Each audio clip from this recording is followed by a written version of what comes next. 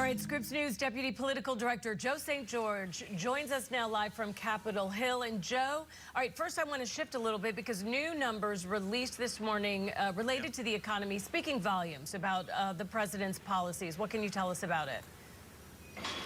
We got some numbers about economic growth in this country in the first 3 months of the Trump administration. And for the first time in years, we've seen a dramatic contraction of the economy based on this data as opposed to economic growth. At the end of last year, at the end of the Biden administration, the economy was growing around 2% or so. It's contracted 0.3%, and that's a worse report than what many economic forecasters were expecting. This fresh data out within the last 32 minutes. It's a bit messy, though, and we should stress, right, this is where the important context comes in here.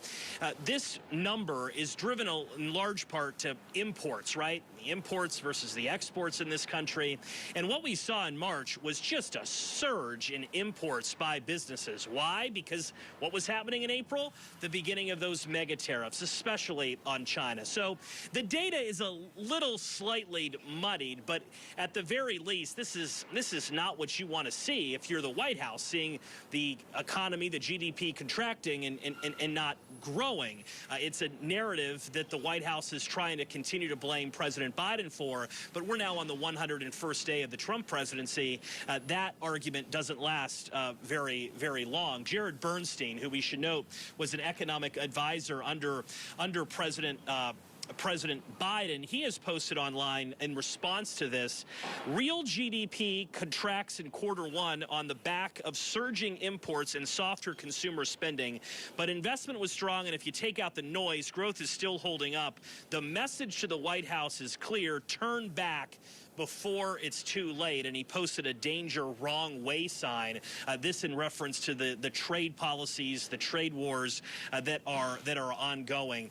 So much of the reason why we cover the economy is because this impacts all of our wallets, right? It impacts whether we're going to buy that big product, you know, whether we're going to buy this or that going forward. This impacts every single one of us. As far as consumer sentiment in this country in the last 24 hours, you know, we've seen numbers reporting consumer confidence reported at some of the lowest numbers in years going back to the start of the pandemic. People feel pessimistic about the economy right now. And in this first quarter, it was reflective in the amount of money that consumers spent. At the end of last year, consumers spent at around 4%. Now it's the holidays, right? People are buying a lot of things, but 4% growth was reported at the end of last year.